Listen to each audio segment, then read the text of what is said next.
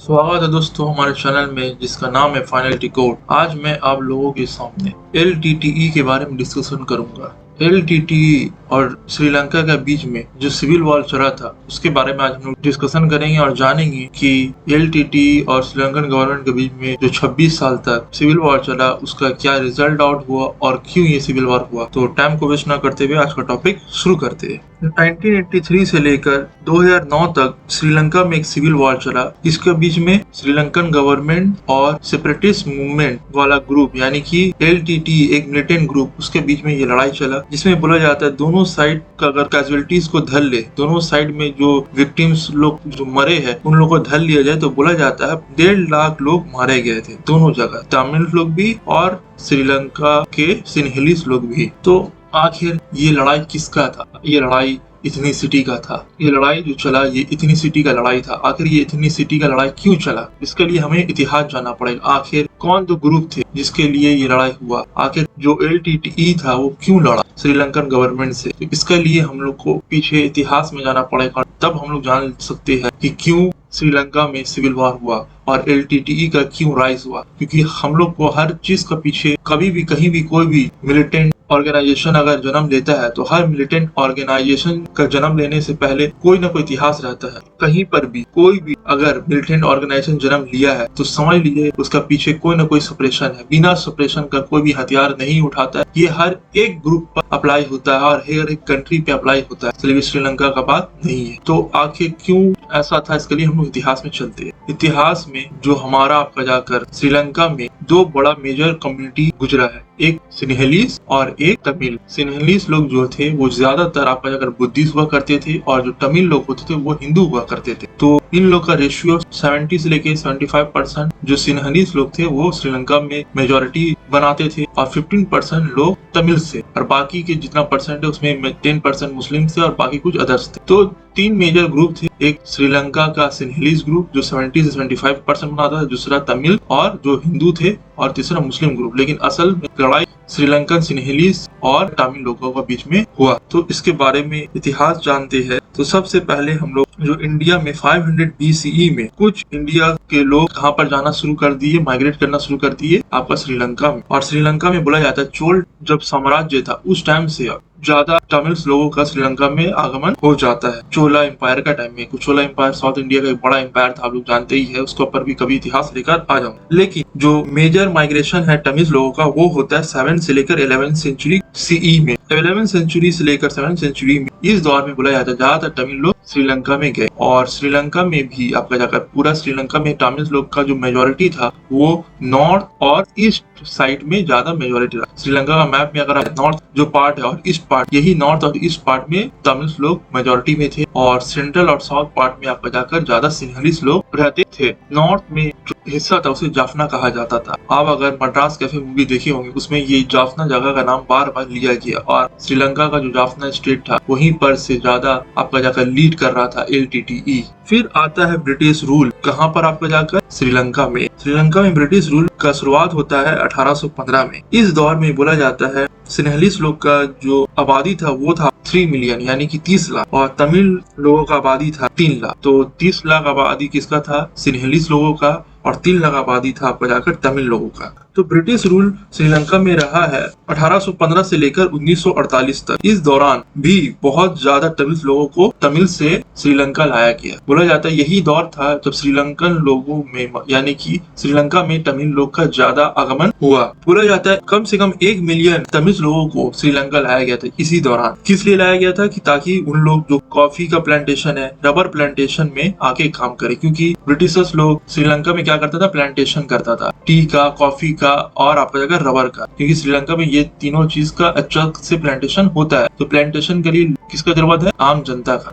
सबसे पहले इंडिया गुलाम था ब्रिटिशर्स लोग का। ब्रिटिशर्स क्या करता था? इंडिया से जो गुलाम यानी कि साउथ इंडिया से गुलाम लोगों को लेकर आता था, क्योंकि तमिलनाडु ही सबसे करीब पड़ता है किसका? आपका जाकर श्रीलंका का। तो यहाँ से उन लोग गुलाम पकड़ के यानी कि इंडियंस लोगों को खासकर तमिल लोगों को श्रीलंका लाते थे, और भी श्रीलंका का नॉर्थ पार्ट में ही लाते थे, क्योंकि श्रीलंका का अंदरी पार्ट में बहुत कम ब्रिटिश घुसा था। ब्रिटिश लोग हमेशा सामने सामने रूल करता। ओवरऑल तो पूरा श्रीलंका पे रूल था ही था, लेकिन ज्यादातर उन लोग का स्ट्रॉन्ग होल्ड यहाँ पर था आपका जाकर नॉर्थ पार्ट में, श्रीलंका का नॉर्थ पार्ट। जब श्रीलंका का नॉर्थ पार्ट में जब स्ट्रॉन्ग होल्ड था, जो ब्रिटिशर्स थे उन लोगों ने श्रीलंका में क्या किया, अपना क्रिश्चियनिटी को भी तो फैलाया, साथ ही साथ मॉडर्न एजुकेशन सिस्टम भी लाया, वहाँ पर अच्छा अच्छा स्कूल बनाया। तो तमिल लोग जो इंडिया से आए थे, तो उन लोग क्या करते अपना बच्चा लोग को स्कूल भेजने लगे, कॉन्वेंट स्कूल में पढ़ने लगे। और ये सिन्हलीस लोग उतना ज्यादा अपना बच्चे लोग को स्कूल में, कॉन्वेंट स्कूल में भेजते नहीं थे, ताकि उन लोग को ये डर होता था कि हमारा बच्चा क्या हो जाएगा, दूसरा मजहब में यानी दूसरा धर्म में कन्वर्ट हो जाएगा। क्योंकि उन लोग जो आपका जाकर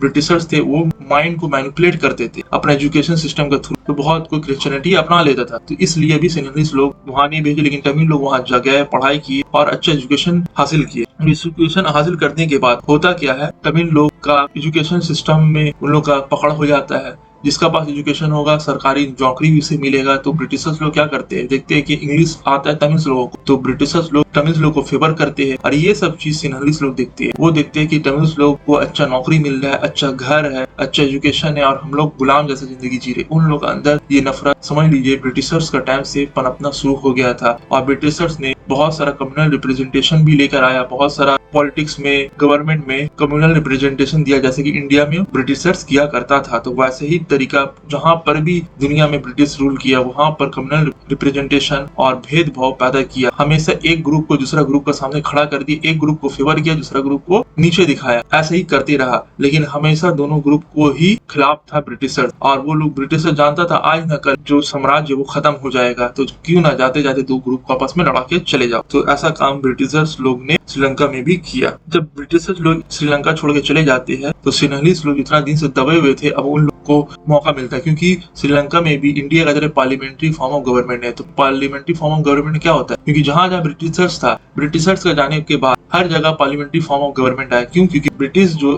था वो खुद पार्लियामेंट्री फॉर्म ऑफ गवर्नमेंट को फॉलो करता था। तो जहां जाता था वो अपना सिस्टम भी लेके जाता था, अपना धर्म, अपना कल्चर, अपना पॉलिटिकल सिस्टम भी लेके जाता था। तो जाने के बाद हर कंट्री ने क्या किया, वही पॉलिटिकल सिस्टम को अपनाया। तो श्रीलंका भी ब्रिटिशर्स का गुलाम था, तो श्रीलंका ने भी यही पैटर्न को अपनाया। और पार्लियामेंट्री फॉर्म ऑफ गवर्नमेंट में क्या होता है, पार्लियामेंट्री फॉर्म ऑफ गवर्नमेंट में ये होता है कि जिसका पास मेजोरिटी है वो रूल करेगा। तो सिन्हलीस लोग कितना मेजोरिटी में 70 से लेकर 75%, तो सिन्हलीस लोग अपना मन पसंद कानून लाते थे, अपना हिसाब से हर काम किया करते थे। तो तमिल लोगों ने इस सब के लिए प्रोटेस्ट करना शुरू कर दिए। प्रोटेस्ट तो आजादी के बाद से हुआ, लेकिन इतना बड़ा कोई प्रोटेस्ट था नहीं। लेकिन 1956 में सबसे बड़ा प्रोटेस्ट देखा गया। 1956 में क्या होता है, सिन्हलीस लोग क्या करते हैं, वहाँ का गवर्नमेंट, श्रीलंका का गवर्नमेंट, वो सिन्हलीस को ऑफिशियल लैंग्वेज बना देता है, और गवर्नमेंट जॉब के लिए इंग्लिश अब ऑफिशियल लैंग्वेज नहीं होता है। तो तमिल लोग जो इतना साल से रहते थे, उन लोगों को बस तमिल और इंग्लिश ही आता था, अब सिन्हलीस लैंग्वेज आ जाता है। तो तमिल लोग अपने आप को सिन्हलीस लैंग्वेज में डेवलप नहीं किए, क्योंकि रातें रात कोई भी कोई लैंग्वेज सीख नहीं सकता है। तो उन लोगों ने क्या किया, सिन्हलीस भी नहीं सीखा, और अचानक से सिन्हलीस को थोप दिया गया। तो हर किसी को सीखने के लिए टाइम भी चाहिए, वो टाइम भी उन लोगों के पास नहीं था। तो क्या हो जाता है, आपका जाकर सिन्हलीस लैंग्वेज ऑफिशियल लैंग्वेज बन जाता है। तो इससे क्या होता है, बहुत सारा जो गवर्नमेंट जॉब में जो तमिल लोग थे, जिन्हें सिन्हलीस नहीं आता था, उन्हें रिजाइन करना पड़ा। इसके बाद बहुत ज्यादा राइट हुआ श्रीलंका में, और इसके बाद समझ लीजिए कॉन्फ्लिक्ट चलता रहा, और ऐसा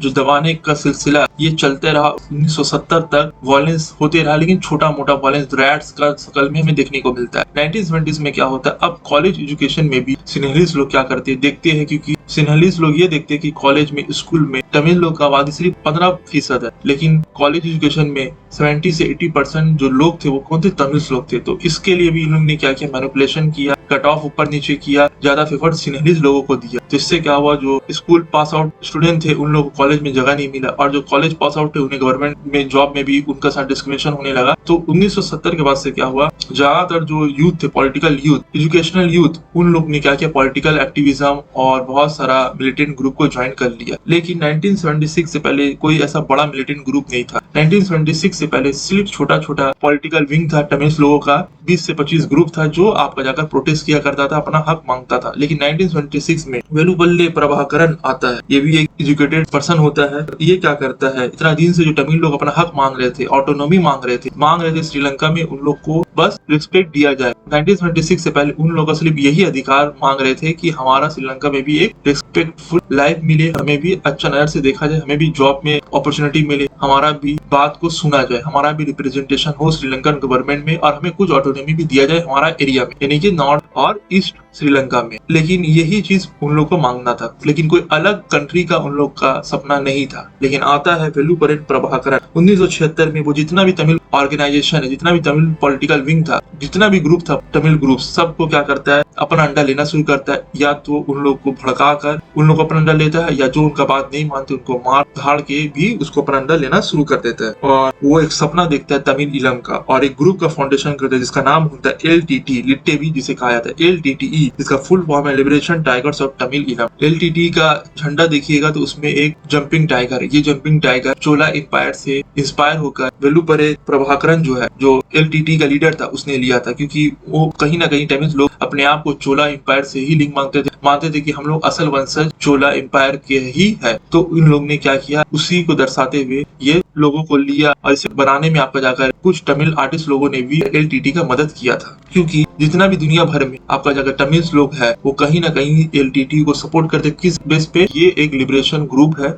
एक मिलिटेंट ग्रुप है जो तमिल लोग का हक के लिए लड़ रहा है। तो इंडिया का जो तमिल है, इन लोग का भी कहीं ना कहीं एक लिंक बैठ जाता है श्रीलंका तमिल लोगों के साथ। लेकिन 1983 से पहले जितना भी छोटा मोटा अटैक था, ये LTT करता रहा, बहुत सारा ग्रुप को अपना अंदर मर्ज करता रहा। लेकिन 1983 से पहले श्रीलंका गवर्नमेंट ने कभी भी एक बड़ा असॉल्ट लॉन्च नहीं किया। क्यों नहीं किया? क्योंकि श्रीलंका में छोटा मोटा अटैक होता था, श्रीलंका कॉम्बैट करता था। लेकिन आता है जुलाई 1983, इस दिन क्या होता है? इस दिन एक बहुत खतरनाक काम होता है जो पूरा तरीका से श्रीलंका का रूप को बदल देगा। जुलाई 1983 में एक पेट्रोल टीम होता है, आर्मी का एक पेट्रोल टीम होता है तिरुनेवेली जाफना में एक जगह है, वहीं पर एक पेट्रोलिंग कार होता है जिसमें 13 आर्मी मेन होते हैं जो क्या करता है, पेट्रोल करता है उस एरिया में। क्योंकि वो एरिया थी वायलेंट अफेक्टेड एरिया था, तो वायलेंट अफेक्टेड एरिया था, तो वहां पर क्या होता है, ये मिलिट्री का गाड़ी राउंडिंग करता है। तो इसी टाइम पे तमिल लोग क्या करता है, जो ये जो LTT है वो अटैक कर देता है। किसको ऊपर? यही पेट्रोल वैन का ऊपर, और 13 का 13 जो आर्मी होता है वो मारा जाता है। अब ये मरना इन लोग का, अब क्या हो जाता है, जो सिन्हलीस लोग हैं उन लोग अंदर तमिल लोग के खिलाफ तो नफरत पहले ही से था, अब और भड़क जाता है। फिर जो बहुत सारे धार्मिक लोग हैं उन लोग भी आते हैं, धर्म को इससे जोड़ देते हैं और बोलते हैं कि तमिल लोगों ने हमारे साथ बहुत बुरा किया, हमारा आर्मी को मारा, जो देश का रक्षा करता है, अब हमें इन लोगों को मारना हमारा ऊपर जरूरी हो गया है। अगर हम लोग आज नहीं मारते हैं तमिल लोगों को तो ये हमारा अस्तित्व के लिए क्या होगा, खतरा हो जाएगा। तो ऐसा ऐसा भाषण पूरा श्रीलंका में लोग देने लगे। जो सिन्हलीस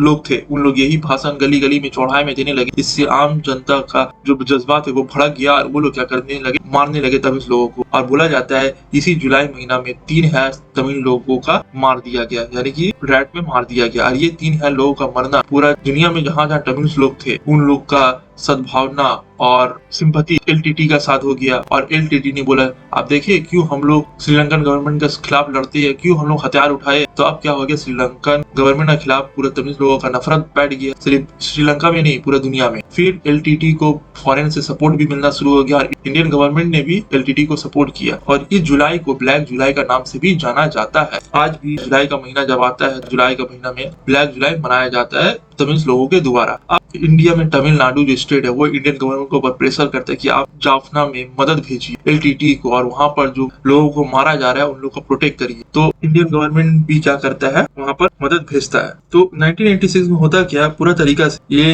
रैड के बाद जो LTT है उसे मौका मिल जाता है और LTT क्या करता है, जंग छेड़ देता है। किसका खिलाफ? आप जाकर श्रीलंकन गवर्नमेंट के खिलाफ। और 1986 आते आते क्या होता है, पूरा तरीका से जाफना एरिया में LTT का कब्जा हो जाता है। लेकिन गवर्नमेंट जो होता है आपका जाकर श्रीलंकन गवर्नमेंट वो अटैक कर देता है जाफना एरिया पे, और अच्छा खासा कैजुअलिटीज होता है LTT का और आम सिविलियन का। आपको पता ही है कि जब भी कोई भी वार होता है, राइड होता है, इसमें फंसता कौन है? आम जनता, जो निहत्था होता है, जिसको कॉन्फ्लिक्ट से कोई भी लेना देना नहीं होता है। वो तो सिर्फ अमन शांति चाहता है, वो चाहता है कि लड़ाई ना हो। लेकिन ऐसा होता नहीं है। कोई भी ग्रुप अटैक करता है, गवर्नमेंट जब असॉल्ट करता है, वो तो खासकर मिलिटेंट लोगों को मारने का अलावा वो क्या करता था, ज्यादातर कैजुअलिटी सिविलियन का ही हो जाता है। मिलिटेंट लोग तो बच के भाग जाते हैं और उन लोग कहीं ना कहीं से अटैक करते रहते हैं, उन लोगों के पास हथियार होता है। लेकिन जो आम नागरिक होते सिविलियन, उन लोगों के पास हथियार नहीं होता है, और गवर्नमेंट अपना गुस्सा निकालने के लिए और अपना लोगों को खुश करने के लिए क्या करता है, सिविलियन लोगों पर अटैक करना शुरू कर देता है और ये बोलता है कि हम लोग ने मिलिटेंट ग्रुप को मारा। ये हर जगह यही नीति अपनाया जाता है। तो श्रीलंका में भी यही नीति अपनाया गया। ये देखते हुए तमिलनाडु के जो लोग थे उन लोग गर्म हो गए और वो इंडियन गवर्नमेंट के ऊपर प्रेशर बनाए कि आप क्या करिए, LTT का मदद करिए, उसे ट्रेनिंग दीजिए। तो सेकेंड जो 1987 में होता क्या है, इंडियन जो गवर्नमेंट है वो क्या करते हैं, ह्यूमैनिटेरियन एड पहुंचाता है जाफना में, लेकिन श्रीलंकन आर्मी वो एड को वापस कर देता है। फिर आता है 4 जून। अब गवर्नमेंट बोलता है कि अगर आप हम लोग जो एड भेज रहे, हम लोग ह्यूमैनिटेरियन एड भेज रहे जिसमें खाना है, दवाई है, इसमें हम लोग कोई भी हथियार नहीं भेज रहे, तो हमें ये जो एड है ये भेजने दीजिए, नहीं तो हम लोग इसे युद्ध मानेंगे। तो इंडियन गवर्नमेंट का पर जब प्रेशर आया तो इंडियन गवर्नमेंट ने श्रीलंकन गवर्नमेंट को प्रेशर दिया और बोला कि हम लोग युद्ध छेड़ देंगे। तो श्रीलंका अभी ऑलरेडी सिविल वॉर में इन्वॉल्व था और इंडिया से लड़ने का उसका कैपेसिटी भी नहीं था, तो उसने क्या किया, एड को आने दिया। तो 4 जून 1987 को श्रीलंकन गवर्नमेंट ने अलाउ कर दिया इंडियन एड को। तो इंडियन गवर्नमेंट ने एयर लिफ्ट किया सामान जिसमें खाना था, पानी था, दवा था। लेकिन इसका बाद समझ लीजिए कि एलटीटी और ज्यादा मजबूत होकर अटैक करता है। अब श्रीलंकन गवर्नमेंट बोलता है कि अब आप लोग क्या कर रहे हैं, खाना का बहाना हम लोग ने हथियार भेजा था। और बहुत सारा आपको पता ही है कि इंडियन गवर्नमेंट जो एलटीटी है उन लोगों को बुलाकर इंडिया में ट्रेनिंग भी दिया करते थे। फिर आपका जाकर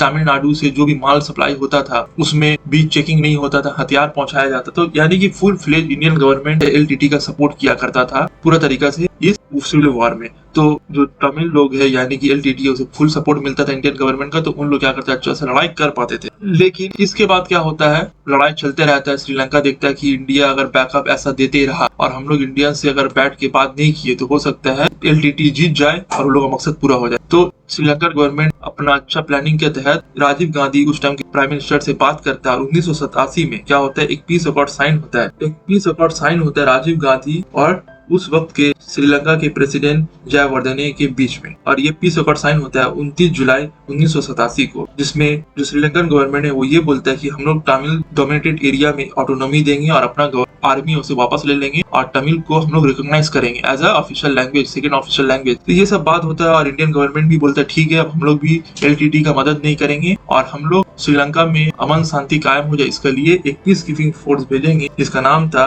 इंडियन पीस कीपिंग फोर्स। और ये इंडियन आर्मी का एक ग्रुप था जिससे बोला गया, जो राजीव गांधी वो बोले कि हम लोग भेजेंगे और भेजने के बाद ये ग्रुप क्या करेगा, शांति स्थापित करेगा। और जो आम ग्रुप है श्रीलंका में एलटीटी या उसके अलावा कोई भी ग्रुप, उन लोग को क्या करेगा, डीमिलिटराइज करेगा, उन लोग का हथियार जब्त करेगा और उन लोगों को सरेंडर करवाएगा। और श्रीलंकन गवर्नमेंट भी जो भी लोग सरेंडर करेंगे उन लोगों को मारेगा नहीं, उन लोग को पर फेयर ट्रायल करेगा और जो वॉर क्रिमिनल है उन्हीं लोगों को सजा देगा और जो नॉर्मल जो मिलिट्री है उन लोगों को सजा नहीं देगा एलटीटी का मिलिट्री लोग को। तो ये सब बात हुआ आपका जाकर और इसी के तहत आपका जाकर 30 जुलाई 1987 को सबसे पहला ग्रुप जाता है इंडियन पीस कीपिंग फोर्स का, कहां पर, श्रीलंका में। तो ये ग्रुप जाता तो है आपका जाकर शांति कायम करने, लेकिन हो जाता है इसका उल्टा। लेकिन एक बात और बता दूं, 24 जुलाई 1987 को जब ये एग्रीमेंट साइन हुआ उससे पहले ही क्या होता है कि प्रभाकरन को राजीव गांधी दिल्ली बुलाते हैं। दिल्ली का 5 स्टार होटल में रहता है, फिर मूवी में भी दिखाया गया, अगर देखे होंगे मद्रास कैफे। तो प्रभाकरन आराम से उधर रहता है और प्रभाकरन मान जाता है कि मैं सरेंडर कर दूंगा अगर श्रीलंकन गवर्नमेंट हम लोग को ऊपर नॉर्मल चार्जेस लगाएगा, अगर हम लोग को अगर ऑटोनॉमी मिलेगा, हमारा हक मिलेगा तो हम लोग क्या करेंगे, सरेंडर कर देंगे। लेकिन होता है कुछ उल्टा।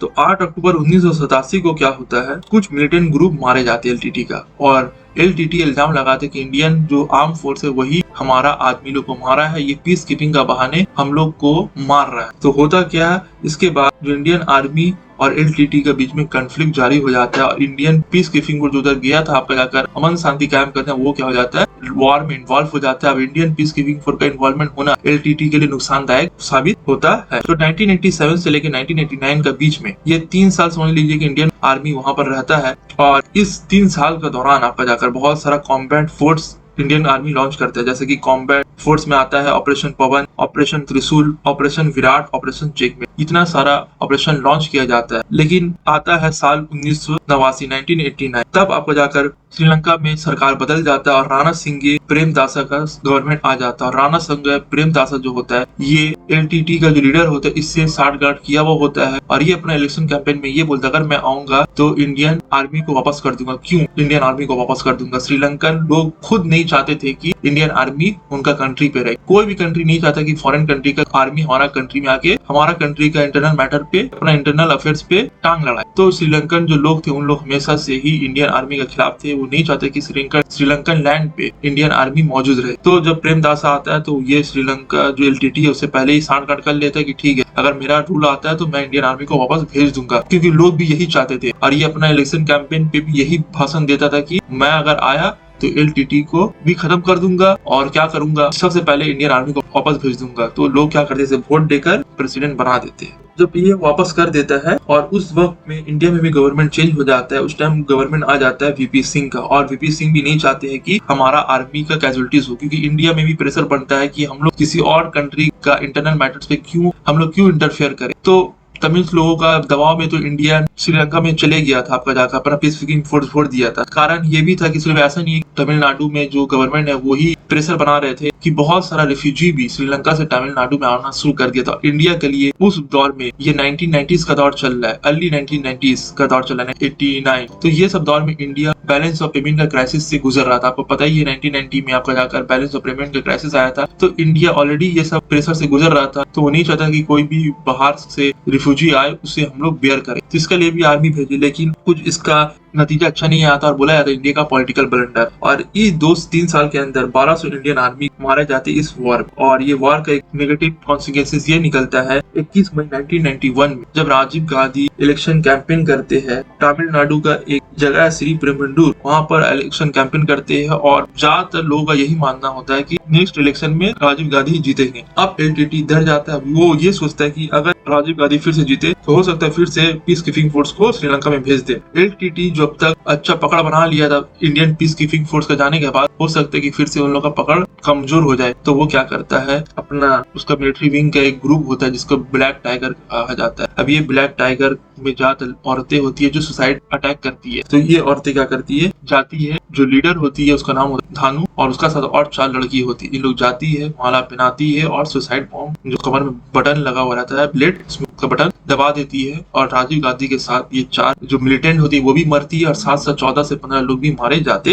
हैं। तो इंडिया के लिए तो ये पॉलिटिकल ब्लंडर हो गया। इतना सारा आप जाकर इंडियन आर्म फोर्स लोग का नुकसान, फिर खुद प्रेसिडेंट का भी नुकसान हो जाता है। उसके बाद 1990s के बाद इंडिया और इंटरफेयर करता नहीं है, लेकिन लड़ाई चालू रहता है। और फिर 1993 में यही प्रेमदासा जो प्रेसिडेंट होता है उसे ही LTT बॉम्ब से उड़ा देती है, सुसाइड बॉम्ब से उसे भी मरवा देती है। और LTT माना जाता है अपने दौर में हर एक लोग को अपना मिलिट्री में इन्वॉल्व किया था, एम्प्लॉयड किया था। और ये वॉर में दोनों तरफ अच्छा खासा कैजुअलिटीज हुआ है, अच्छा खासा 1.5 लाख से 2 लाख लोग मारे गए। फिर आता है साल 2007, जो साल 2001 में भी रानिल सिंघबंगे आपका जाकर एक प्रेसिडेंट होते हैं, प्राइम मिनिस्टर वो आते हैं। तो उनका टाइम में भी आपका जाकर बातचीत शुरू हो जाता है कि पीस किया जाए। और नॉर्वे जो होता है ये क्या करता है, श्रीलंका में पीस कीपिंग का काम करता है। हर कोई होता है ना कि जिस तरीके से तालिबान और अमेरिका का बीच में कतर जो होता है मीडिएटर का तौर पे काम किया था, तो उसी तरीके से नॉर्वे जो होता है वो श्रीलंकन गवर्नमेंट और LTT का बीच में एज ए मीडिएटर काम करता है। जब भी कोई भी मेडिटेशन होता है किसके बीच में, LTT और श्रीलंकन गवर्नमेंट के बीच में, वो कहाँ पर होता है, नॉर्वे में होता था। तो नॉर्वे बीच में लोग काम किया।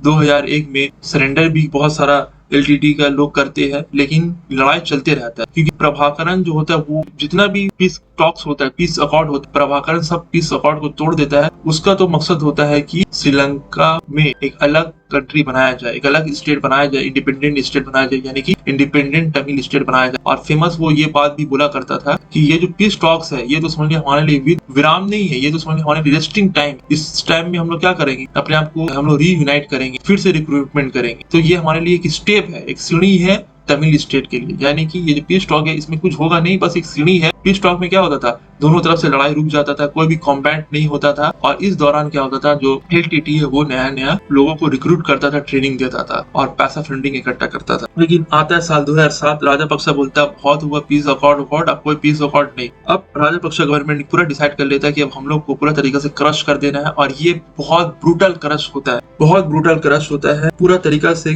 जो गवर्नमेंट होता है वो क्रश कर देता है। ना ही वो गवर्नमेंट स्कूल छोड़ता है, ना ही हॉस्पिटल छोड़ता है, हर जगह हर एक तरीका से समझिए अटैक करता है और पूरा तरीका से LTT को खदेड़ देता है। और बोला जाता है इसी टाइम में जो 2008-7 से लेकर 9 का बीच में जो वॉर चला, इस बीच में बहुत ज्यादा वॉर क्राइम्स हुआ है, किसके द्वारा, श्रीलंकन आर्मी के द्वारा। और आखिरकार 2009 में ये वॉर खत्म होता है और LTT हार जाता है और श्रीलंकन गवर्नमेंट जीत जाता है। लेकिन यूनाइटेड नेशन ये जो वॉर चला और ये वॉर खत्म हुआ, बोला जाता है कि यूनाइटेड नेशन का स्टेटमेंट है कि ये ब्लड बात था, खून का नदी बह गया था इस वॉर में। इतना समझ लीजिए डेंजरस और इतना खतरनाक वॉर चला था। फिर 19 मई 2009 को जो श्रीलंका का पार्लियामेंट है वो ये बोलता है कि जो एलटीटी का लीडर है वो मारा गया है, लेकिन बाद में बहुत सारा खबर ये भी है कि वो अभी भी बचा हुआ है और फिर से ग्रुप को मजबूत कर रहा है। लेकिन जो भी हो, अभी वॉर खत्म हो चुका है, वहां पर एक सिविलाइज गवर्नमेंट है और वहां पर तमिल लोगों को अभी बहुत सारा राइट्स भी मिल चुका है। ऐसा तो 1.5 से 2 लाख लोग मारे गए, लेकिन जो फाइनल वॉर का टाइम था यानी कि 2007 से 9 का बीच में बोला जाता है 40,000 लोगों ने अपना जान दिया और श्रीलंका गवर्नमेंट को भी बहुत ज्यादा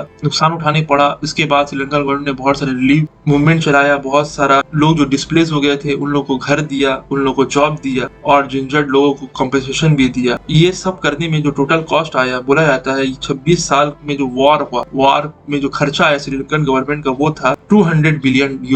200 बिलियन US खर्च हुआ पूरा का पूरा 26 साल का सिविल वॉर में श्रीलंका का जितना का जीडीपी नहीं है समझ लीजिए उस दौर में, इतना का समझ लीजिए कि वो अपना वॉर पे खर्चा कर चुका, सिर्फ और सिर्फ सिविल वॉर पे। सिविल वॉर किसी भी कंट्री के लिए बहुत खतरनाक होता है, उसका इंटरनल जो स्ट्रक्चर वो खत्म हो जाता है। आज भी देखिए, 1 साल पहले हम लोग को सुनने में मिल रहा है, 1-2 साल पहले कि श्रीलंका बैंकरप्ट हो चुका है, गवर्नमेंट चेंज हो चुका है, वहां पर खाने को आदमी को पैसा नहीं है, तेल भरने के लिए लंबा लंबा लाइन है, मतलब फॉरेन एक्सचेंज रिजर्व खत्म हो चुका है। ये सब का कारण क्या? Civil war. उस टाइम पे तो हमने देखा कि $200 बिलियन खर्च हो गया, लेकिन उसका इफेक्ट अब श्रीलंका में देखने को मिल रहा है कि जो भी सिविल वॉर होता है ये कभी भी कोई भी चीज अच्छा नहीं होता है। तो हम लोग जाने से पहले थोड़ा एलटीटी के बारे में भी जान लेते हैं। एलटीटी का कितना सारा विंग था, मिलिट्री विंग। तो आपको जान के ताज्जुब होगा, श्रीलंका एक लौता मिलिटेंट ग्रुप, पूरा दुनिया में जितना भी मिलिटेंट ग्रुप है उसमें एक लौता ग्रुप था जिसका अपना खुद का आर्मी तो था ही था, एक पॉलिटिकल विंग भी था और आर्मी में नेवी भी था, एयरफोर्स भी था, पैदल आर्मी था, बहुत कुछ था जो एक कंट्री का पास भी नहीं होता। बहुत सारा अफ्रीकन कंट्री है जिसका अपना नेवी नहीं है, पता है आपको, जिसका अपना नेवी नहीं है, लेकिन एलटीटी का अपना नेवी भी था क्योंकि एलटीटी को बहुत फंडिंग मिलता था। वो लोग आर्म स्मगलिंग करते थे, उसके बाद आपका कि ड्रग्स स्मगलिंग ये सब किया करता था, अफीम का स्मगलिंग, बहुत सारा काम। एलटीटी का क्या काम है उसका ऊपर भी एक अलग वीडियो बन सकता है। तो उन लोग का मैं ग्रुप के बारे में बता देता हूँ, थोड़ा सा जान लेना आप लोगों को जरूरी है। 3 मेन उन लोग का विंग था एलटीटी का, एक नेवल विंग, एक एयर विंग, एक सुसाइड बॉम्बिंग स्क्वाड। तो जो सुसाइड बॉम्बिंग स्क्वाड था उसे वो लोग ब्लैक टाइगर बोलते थे, नेवल विंग उसे सी टाइगर बोलते थे और एयर विंग जिसे एयर टाइगर उन लोग बोलते थे। उन लोग अपना इंटेलिजेंस ग्रुप भी था और कितना सारा वॉर क्राइम्स हुआ ये सब भी हम लोग का जानने का बात है। बहुत सारा वॉर क्राइम हुआ दोनों तरफ से। जाते जाते कुछ फेमस अटैक जो एलटीटी ने किया श्रीलंका में उसके बारे में बता दो। 1990 में श्रीलंकन पुलिस ऑफिसर लोग का मैसेकर होता है। 11 जून 1990 में ईस्टर्न प्रोविंस जो होता है श्रीलंका का, वहां पर एलटीटी 79 पुलिस ऑफिसर लोगों को मैसेकर कर देता। इसमें 600 से 774 लोग मारे जाते हैं। फिर massacre of prisoner in Mullaitivu camp 1996, 18 जुलाई 1996 में ईस्टर्न प्रोविंस में ही आपका जाकर 207 लोगों को मार दिया जाता है। इसमें प्रिजनर लोगों को मार दिया जाता है। फिर 1987 में वही ईस्टर्न प्रोविंस में भी मैसेकर होता है, यहाँ पर 200 लोग मारे जाते हैं। फिर कंटनकुडी मॉक्स मैसेकर होता है 3 अगस्त 1990 में, मस्जिद में लोग नमाज पढ़ते, वहां पर अटैक हो जाता है और बोला जाता है यहाँ पर भी 147 लोग मारे जाते हैं। फिर अनुराधापुरा मैसेकर होता है 14 मई 1985 में, अनुराधापुरा डिस्ट्रिक्ट है श्रीलंका में, वहीं पर यह अटैक होता है। फिर हबाराना बस मैसेकर होता है 17 जुलाई 1987 को, जिसमें 127 लोग मारे जाते हैं। फिर अक्टूबर 1995 में ईस्टर्न श्रीलंका में मैसेकर होता है जहां पर 120 लोग मारे जाते हैं। फिर इरावुर मैसेकर 11 अगस्त 1990 में होता है जिसमें 116 से 173 लोग मारे जाते हैं। फिर सेंट्रल बस स्टेशन बॉम्बिंग 21 जुलाई 1987 को होता है जब फिर पेलिया गोडेला मैसेकर होता है 15 अक्टूबर 1991 में, जहां पर 109 लोग मारे जाते हैं। फिर 206 में डिगम पठाना बॉम्बिंग होता है जिसमें 92 से लेकर 103 लोग मारे जाते हैं। फिर सेंट्रल बैंकिंग बॉम्बिंग भी होता है 31 जनवरी 1996 में, जहां 91 लोग मारे जाते हैं। फिर अनाची पोठाना मैसेकर होता है। फिर कुलू कलम मधान मैसेकर होता है। फिर दहीवाला ट्रेन बॉम्बिंग होता है 24 जुलाई 1996 में, जहां पर 64 लोग मारे जाते हैं। फिर कंथन करुनाई मैसेकर होता है। Kent and Dollar Farm massacre होता है। जॉग बॉम्बिंग होता है। लियोनर फ्लाइट 609 में बॉम्बिंग होता है जहां पर 55 लोग मारे जाते हैं। फिर गुनगाला मैसेकर होता है। फिर गैमिनी जिसैंग के ओसी, फिर अभी ये गुन सिंकारा, इन लोग का असैसिनेशन होता है। बहुत सारे कैबिनेट मिनिस्टर का असैसिनेशन होता है। फिर 1993 में मैंने बता ही दिया कि प्रेसिडेंट का भी हत्या होता है। फिर कलावारा मैसेकर होता है, अरांथावाला मैसेकर, एराकनाला मैसेकर, तो बहुत सारा ऐसा मैसेकर है। फिर असैसिनेशन ऑफ सीवी गुरानाठे, इसका भी मैसेकर होता है। फिर 2008 में मोरुतुवा बस बॉम्बिंग होता है। फिर एयर लंका फ्लाइट 512, इसमें भी बॉम्ब ब्लास्ट होता है और 21 लोग मारे जाते हैं। फिर हैवलॉक रोड बॉम्बिंग होता है और जहां पर रंजन विजय रत्ने का असोसिनेशन होता है और उसमें 19 लोग और भी मारे जाते हैं। फिर 1998 में टेम्पल ऑफ ट्रूथ उस पे अटैक होता है जहां पर सिर्फ 17 लोग मारे जाते हैं। फिर 1997 में कोलंबो वर्ल्ड ट्रेड सेंटर में बॉम्बिंग होता है जहां पर 15 लोग मारे जाते हैं। फिर 2007 में श्रीलंका बस बॉम्बिंग होता है। फिर अकुरेसा सुसाइड बॉम्बिंग होता है। फिर फोर्ट रेलवे स्टेशन बॉम्बिंग होता है। कोकी लाई मैसेकर होता है। गुमरान कटावाला मैसेकर होता है। 2009 में सुसाइड या रेड ऑन कोलंबो होता है। ये तो मैंने कुछ बेसिक सा सुसाइड अटैक्स और बॉम्बिंग बताया। इसके अलावा बहुत सारा attack, suicide attack, militant attack LTT ने किया जिसका लिस्ट बहुत कम है। मतलब लिस्ट कम है, मतलब बताने बैठूं तो पूरा दिन चले जाएगा, लेकिन लिस्ट लंबा लिस्ट है। लेकिन अभी तो मैंने बहुत छोटा सा लिस्ट बताया है। तो एलटीटी जितना भी हो, दुनिया का जितना भी मिलिटेंट ग्रुप है उसमें सबसे डेडली मिलिटेंट ग्रुप माना जाता है। जितना कैजुअलिटीज एलटीटी ने किया, हो सकता है शायद ही किसी मिलिटेंट ग्रुप ने इतना कैजुअलिटीज किया हो। और सबसे इंपॉर्टेंट चीज जो किसी भी मिलिटेंट ग्रुप ने नहीं किया है, 2 हेड ऑफ स्टेट को मारने का जिम्मेदारी इंडियन प्राइम मिनिस्टर और श्रीलंका का प्रेसिडेंट को। ऐसा कोई भी मिलिटेंट ग्रुप नहीं है जो 2 हेड ऑफ स्टेट को मारा हो। आज हम लोग ने श्रीलंकन सिविल वॉर के बारे में जाना, एलटीटी के बारे में जाना। तो आप लोगों को और भी किसी वॉर से रिलेटेड या कोई भी टॉपिक से रिलेटेड अगर वीडियो चाहिए नीचे कमेंट सेक्शन में बता सकते हैं। Thanks for watching friends.